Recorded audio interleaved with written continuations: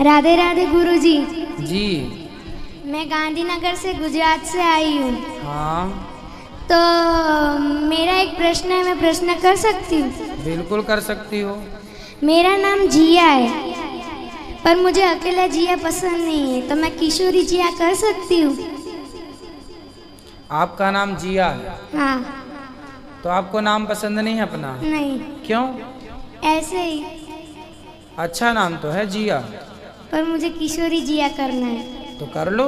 कर सकती हूँ? हाँ। ठीक है। तो मेरे बापूजी जो है ना, बड़े पापा, वो कथाकार है। वो यहाँ पे कथा करने के लिए आए हैं। अच्छा। हाँ। और मैं आपका हर रोज देखती हूँ कथा वगैरह, तो मैं आपको एक भजन सुना सकती हूँ? बिल्कुल सुनाओ। शिव तांडव सुना रही हूँ। आप सब लोग तालियां बजा के मेरा साथ देना, ठीक है? सैल सोंग शम विशाल जटा झूठ चंद्र बाल गंग की तरंगिला विमल नील राजे लोचन ते लाल लाल चंदन की बोरी बाल कुमकुम सिंदर गुला भक्ति वरसाजे मुंडन की कंठ माल फिर दर्द है कुशाल पटक जाल रुद्रमाल हर दयाल राजे बम बम बम डमरू बाज नागवेल शम विशाल शंकर महाराज आज तांडव नाचे मरा भोले महाराज आज तांडव नाचे। ओम नमः शिवाय, ओम नमः शिवाय, ओम नमः शिवाय, ओम नमः शिवाय। बहुत सुंदर, बहुत बढ़िया, सुंदर। बोलो हर हर महादेव। राधे राधे गुरुजी। खुश रहिए। राधे राधे गुरुजी। हाँ बेटा। गुरुजी मैं आपको भजन सुनाना चाहता हूँ। सुनाओ। इतनी शक्ति हमें देना दाता, मन का विश्वास कमजोर होना, हम चले रास्ते पे हमसे भूल कर भी कोई भूल होना, हम ना सोचे हमें क्या मिला है, हम ये सोचे दिया क्या है अर्पण, फूल खुशियों से बांटे सभी को, सबका जीवन भी बन जाए मधुबन। बढ़िया, सुंदर। राधे राधे गुरुजी। राधे राधे गुरुजी। राधे राधे गुरुजी। वो मुझे ना लड्डू गोपाल का लेने हैं, कहाँ से लूँ मैं? कहीं से भी, सब जगह अच्छी जगह अच्छा मिलेंगे। और मुझे आपको एक भजन सुनाना है। सांस। राधे राधे गुरुजी। जी। जी गुरुजी, मैं मुंबई से हूँ, मेरा नाम करण है और मैं पिछले 3 साल से मथुरा में पढ़ाई कर रहा हूँ। गुरुजी मेरा एक प्रश्न है कि हमारे घर में पिछले 3 साल से हम कान्हा जी की पूजा कर रहे हैं, हमारे घर पे लड्डू गोपाल है, तो अभी तक हमने उनका नामकरण नहीं किया है। तो मेरी माता का ये प्रश्न था कि उनका नामकरण करना जरूरी है क्या? आप देखो, नाम तो कृष्ण कन्हैया है ही, उनका नाम कृष्ण नाम ले लो और कृष्ण कृष्ण बुलाओ, ठीक है। गोविंद को बुलाओ, गोपाल बुलाओ, मनमोहन बुलाओ, सारे नाम उन्हीं के हैं। और गुरुजी अभी जस्ट 2 दिन बाद की मेरी ट्रेन है रिटर्न मुंबई की, तो मैं वहाँ अभी राधा रानी को अपने घर लेके जा रहा हूँ। अभी लड्डू गोपाल थे तो राधा रानी को लेके जा रहा हूँ, तो दोनों जन को हम एक ही जगह सुला सकते हैं क्या ऐसे? हाँ हाँ। और गुरुजी एक लास्ट प्रश्न ये था, मेरी माता काफ़ी ज़्यादा दुखी रहती है कि आपको बहुत ज़्यादा लोग ट्रोल करते हैं, मतलब मेरे आस पड़ोस में काफ़ी ज़्यादा आपको ट्रोल किया जाता है। उनको ऐसा नहीं देखा, जब भी मेरी मम्मी टीवी ऑन करती है या फ़ोन पे कुछ काम करते रहती है तो सिर्फ आपको ही देखते रहती है। वो काफ़ी बहुत बड़ी भक्त है आपकी, तो स्पेशली मैं उनके लिए ही इतना दूर से आपसे मिलना है, क्योंकि वो असमर्थ है, नहीं आ सकती है, उनको कमर में प्रॉब्लम है, उनके बैक में गैप है रीढ़ की हड्डी में, तो उसके लिए वो काफ़ी ज़्यादा दुखी रहती है। गुरुजी आप इस पर क्या बोलना चाहेंगे? देखो, योग किया करेंगे तो ये जितनी भी शारीरिक दिक्कतें हैं वो समाप्त होंगी। इसलिए हम कहते हैं कि शरीर को स्वस्थ रखना है, शरीर से प्यार करते हो तो योग करो, प्राणायाम, यदि प्राणों से प्यार है तो प्राणायाम करो, आत्मा से प्यार है तो ईश्वर का ध्यान करो, अपना मोक्ष चाहते हो तो भगवान से रिश्ता जोड़ लो, अपना कल्याण कर लो। गुरुजी एक लास्ट प्रश्न है, वो काफी ज्यादा दुखी रहती है कि आपको ऐसे ट्रोल करते हैं बहुत जन, मैं आस पड़ोस में काफी देखता हूँ, मैं भी ये सारी चीजें। कितनी उम्र है मेरी माता जी की? गुरुजी 42।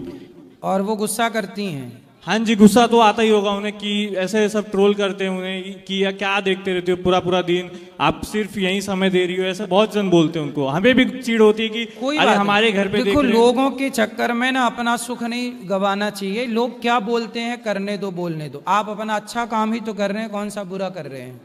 जी गुरुजी, एक बार वो टीवी में आपको लाइव देख रही, एक बार उनको राधे राधे बोल दीजिए। बिल्कुल, मैया जी को राधे राधे। राधे राधे गुरुजी, धन्यवाद। खुश रहिए। आपको बात करनी इस तरफ? हाँ, अभी बात करेंगे, बैठो। गुरुजी आपके चरणों में मेरा कोटि कोटि प्रणाम। हाँ जी। गुरुजी सबसे पहले तो मैं ये कहना चाहता हूँ, जैसे गीता में भगवान श्री कृष्ण ने कहा है कि आदिकाल में मैंने सूर्य को ये ज्ञान दिया था धर्म का, और समय के साथ लोग इसको भूलने लगे, तो मैं अब अर्जुन को कहते हैं कि मैं तुम्हें ये ज्ञान दे रहा हूँ। तो कलयुग के प्रभाव से भी लोग भूलने लगे थे, और अभी आप जिस तरह से लोगों को धर्म का ज्ञान दे रहे हैं, तो वो जो कार्य उन्होंने गीता का ज्ञान देके अर्जुन को किया था, वही कार्य ऐसा लगता है यहाँ पे आप कर रहे हैं। जितना लोग धर्म से लोग भूलने लगे थे, पूजा की क्या विधि होती है, क्यों हमें भगवान से प्रेम करना चाहिए, या क्यों सेवा करनी चाहिए, दान करना चाहिए, ये सारी चीज़ें लोग जो भूलने लगे थे, ये आपके माध्यम से लोगों को वापस से जानने का अवसर मिल रहा है। तो वही काम भगवान आपके माध्यम से इस युग में करवा रहे हैं। ये चीज़ मैं सबसे पहले कहना चाहता हूँ आपसे। और इसके अलावा मैं कुछ मैंने कैलकुलेशंस की उस हेलो, तो मैं उसको आपसे शेयर करना चाहता हूँ। अगर उसमें कुछ त्रुटि हो तो आप मुझे बताइएगा। जैसा श्री कृष्ण ने कहा है गीता में कि असत वस्तु की तो सत्ता नहीं है और सत का अभाव नहीं है। इस प्रकार कर्मयोगियों द्वारा इसका महत्व जाना गया है। तो जैसा आप बताते हैं कि जो सत्य है वो सिर्फ भगवान है और असत्य ये सारी दुनिया है, तो मैंने इसका अर्थ ये निकाला है कि असत वस्तु की सत्ता नहीं है, मतलब पूरे संसार में जिन चीज़ों से हम मोह करते हैं, जो भी चीज़ें हमें अच्छी लगती हैं, उनकी सत्ता नहीं, मतलब वो नश्वर हैं, वो हमेशा नहीं रहने वाले हैं।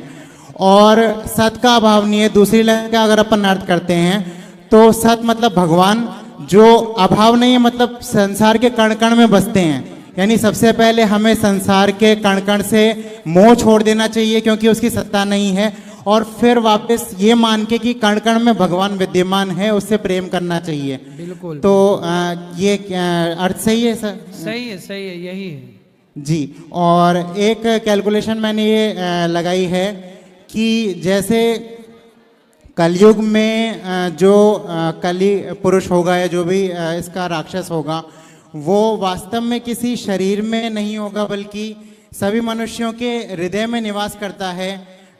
तो अगर इस कलयुग का में पाप का विनाश करना है, अधर्म का विनाश करना है, तो शायद प्रलय ही उसका एक माध्यम होगा। तो क्या कलयुग का अंत प्रलय से ही होगा?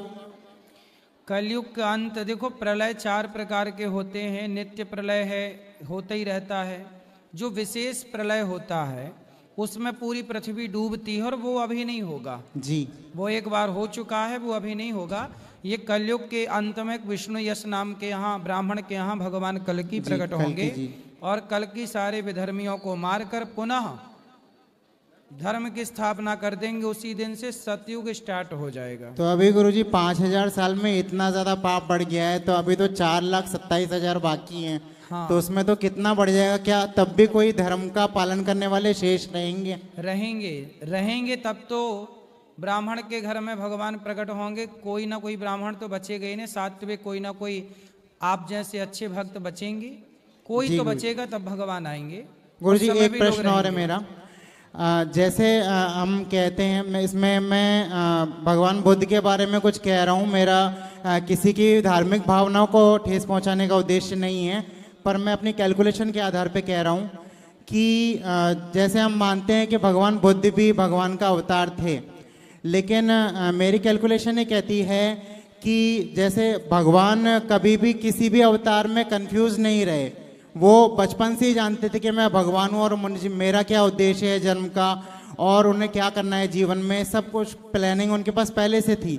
लेकिन बुद्ध का जैसे पढ़ने में आता है कि पहले उनका विवाह हो गया, फिर उन्होंने घर छोड़ दिया, उसके बाद उन्होंने योग किया जिससे उनको ज्ञान प्राप्त हुआ।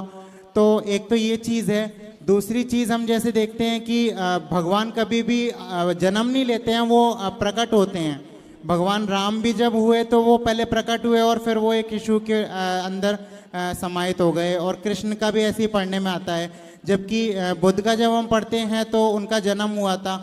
तो इस चीज़ में मेरे को डाउट होता है कि क्या वो भी अवतार थे। और मैंने सर्च किया तो मेरे को पता चला कि कहीं किसी शास्त्रों में ग्रंथ में भी बुद्ध जी के बारे में नहीं लिखा हुआ है कि वो भगवान थे। नहीं, हमारे यहाँ भागवत जी में ही प्रथम स्कंध में जी भगवान बुद्ध के बारे में लिखा है।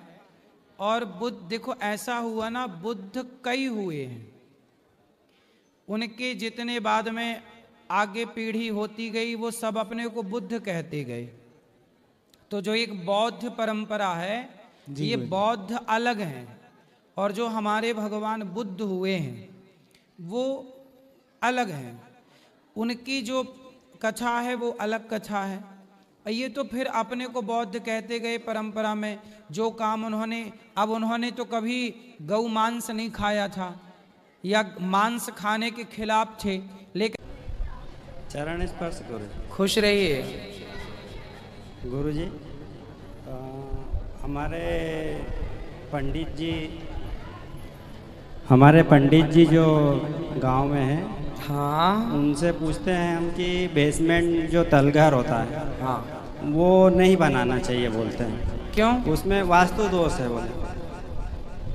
तो किस तरह से दोष है?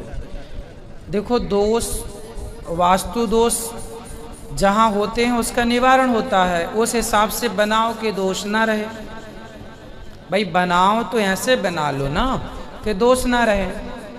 अब जैसे आप यहाँ हैं, ये भी तो बेसमेंट। अब इस बेसमेंट में देखो कहीं भी वॉशरूम नहीं है, ना लाइट ना बात, कहीं नहीं है इस पूरे परिसर में। यहाँ पर केवल कथा होती है।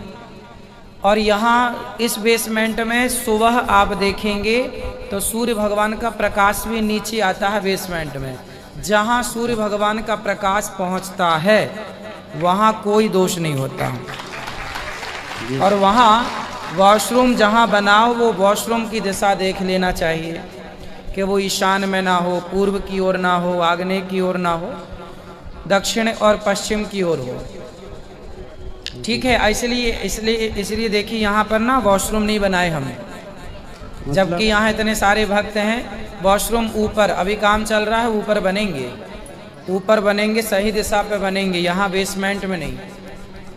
तो गुरुजी, जैसे जहाँ तक हो सके मतलब बेसमेंट बनाने से बचना चाहिए, यूँ बोलते हैं हमारे पंडित। देखो, बेसमेंट आज की आवश्यकता है जी गुरु। आज की क्या है, आप अपना घर बना रहे हैं तो घर में बेसमेंट बनाने की ज़रूरत ही नहीं पड़ती, क्योंकि छोटा सा है। आप देखो वृंदावन में, यहाँ पे बहुत जगह, जैसे दिल्ली बड़े शहर में, बड़े शहरों में बेसमेंट बनाए, जैसे दिल्ली में, बम्बई में, जितनी मल्टियाँ सबके नीचे बेसमेंट है, क्योंकि वो रिक्वायरमेंट है, ज़रूरत है, क्योंकि जगह ही नहीं है। आप गाड़ी कहाँ खड़ी करोगे? जी। आपके पास यदि गाड़ी है तो गाड़ी खड़ी करने के लिए भी तो जगह चाहिए। तो गाड़ी या फिर सड़क में खड़ा करिए तो ट्रैफिक जाम लगेगा। इसलिए बेसमेंट बनाना चाहिए, सबको बनाना चाहिए। इसका कोई दोष नहीं है। तलघरा बोलते रहे पुरानी भाषा में, तलघरा होता है तो ये सही है, कोई दोष नहीं है। बस जो चीज़ सही है, जैसे वॉशरूम सही जगह पे है तो वो सही है, गलत जगह पे ना हो। ठीक है, कुछ चीज़ें सही जगह पे हों तो सब सही है। जी गुरु जी, ये मेरा छोटा बेटा है राघव। ये मेरा बड़ा बेटा है रुद्र। राधे राधे गुरु। राधे राधे। राधे राधे गुरुजी। जी गुरुजी, प्याज और लहसुन क्यों नहीं खाना चाहिए? तामसी होता है। क्यों? क्यों? जैसे बर्फ ठंडी होती है। हाँ। क्यों?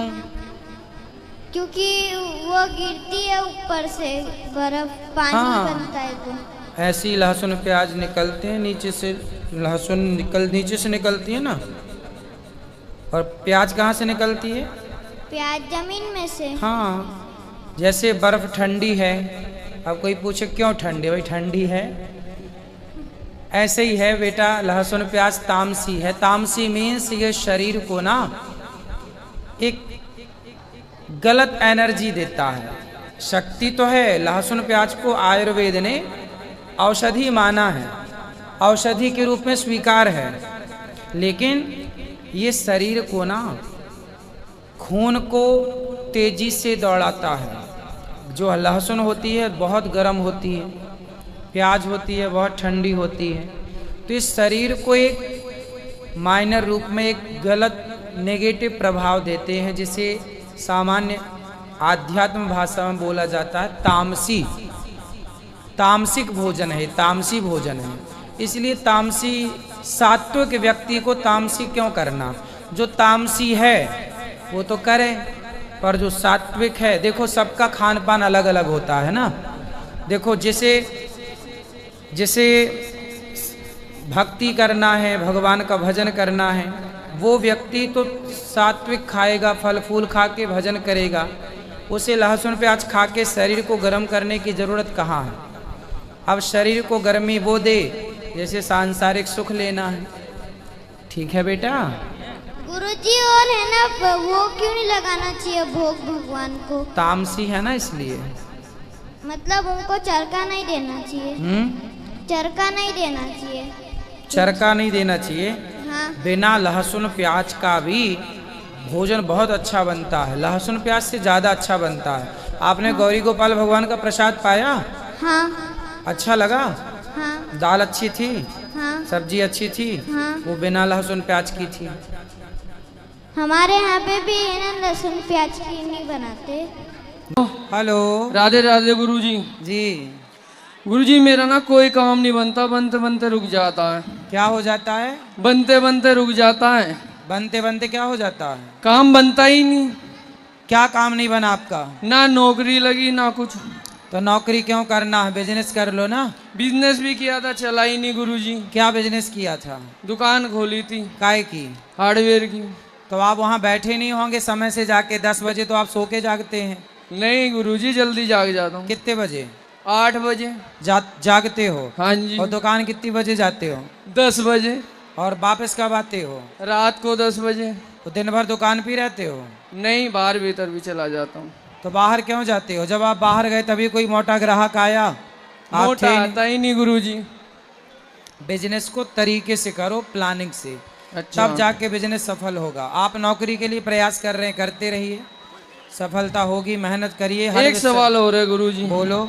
ले पूछ दे। बोलो।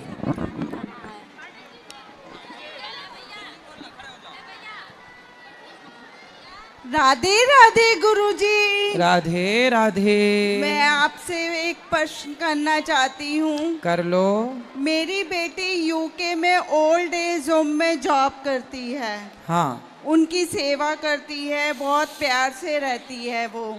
अच्छा। मेरा भी मन करता है कि मैं भी उनकी सेवा करूं, आपके आश्रम में आके। ऐसा कुछ मैं कर सकती हूं गुरुजी? क्यों नहीं कर सकते? करिए। मेरा बहुत मन है गुरुजी कि मैं भी ऐसे ही सेवा करूं। बिल्कुल सेवा करिए, खूब। राधे राधे गुरुजी। राधे राधे। चलो और। राधे राधे गुरुजी।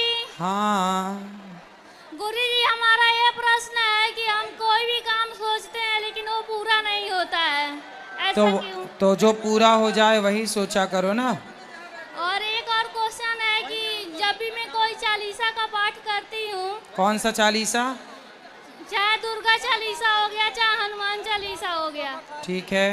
लेकिन लास्ट का जो अक्षर आता है वो हमें पता नहीं क्यों रोने पे विवश कर देता है। तो अच्छा है ना भगवान की पूजा में यदि आपके अश्रु चढ़ रहे हैं तो अच्छा तो है, बुरा क्या है, सही है। पता नहीं क्यों इतना रोना आता है कि लगता है कि रोते ही रहो।